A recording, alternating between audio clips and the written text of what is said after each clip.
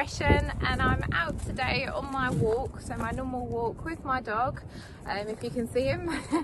And I wanted to talk a little bit about treat placement. So treat placement is when you reward your dog, so where your hand is, where the food kind of gets delivered to the dog, or the toy, depending on what you're using. And I see a lot of people struggle with this, especially when they're doing loose lead walking. So when they're walking their dog on a nice loose lead, it's up to you what you want to call it. It could be heel. I call it loose lead walking because I'm not too fussed where my dog is, as long as they're not pulling me along the road and the lead's not tight. So when I see people walking, so my dog does get quite a bit of lead. He's walking around me at the moment, trying to tie me up in it. And when I see a lot of people walking with their dogs, they'll have their dog on the side that they'd like them. So we're gonna go, ready, round, good boy. And what they do is they will walk with their dog and they'll have their treat in their hands, and the dog will be coming across them. So it's like they end up, I don't know if you can see, it's like they end up kind of walking into the dog and they're doing this along the road, and then they're reaching down and they're feeding their dog from that position. And meanwhile, the dog has actually tripped them up. So what I'm going to show you today is it's quite easy. So obviously I'm going to use Woody's favourite because we're out. And what I do when I walk my dog is I will have that in my other hand. So I'll have it in the lead hand. So I walk Woody on the left, so I'm going to have that on the left.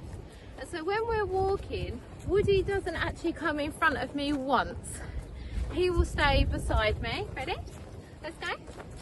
Yes, so the reward comes from behind me. So my dog is not in front of me, he's not tripping me up, he's not darting forward for my food. And obviously it depends where your treat bag is as well, because some dogs, this is a massive trigger. So if you're doing this, your dog's going to constantly be trying to get to that treat bag. So be aware of where things are. Mine is always on my right hip, but it's normally behind my back, so it goes behind me. So when I'm going to reward my dog, depending where it is, I normally put the food in my left hand, because that's the side I want my dog to walk on. So when we walk, are you ready? Here, good lad. He doesn't go in front of me because the reward's going to come from behind. So eventually we will be able to walk nicely. Here. You have to walk quite far. This is in the beginning stages, so as your dog's learning heel. Good boy. Yes, good stuff. Well done. And so the reward comes from the hand where the lead is, because I don't want him coming across me. If I was to keep it in this hand, my dog's head is going to do that, and I don't want to be walking down the road like that. So I make sure that my lead is set nicely in that hand. My treat, that's why I use Primula a lot, or liver paste. They're in the hand that I'm going to be wanting my dog to be on. So even if I was to maybe use my rewards there, so say I used a bit of biscuit, it will still be in that left hand waiting. So you ready? So then we have a dog that walks nice, yes. So that even when you remove the lead and you're doing off lead stuff, so your dog's nice and confident off lead, you're confident that they're going to come back to you, your dog is safe. So even when you do off lead stuff, where you place that treat is still relevant. So ready? Here.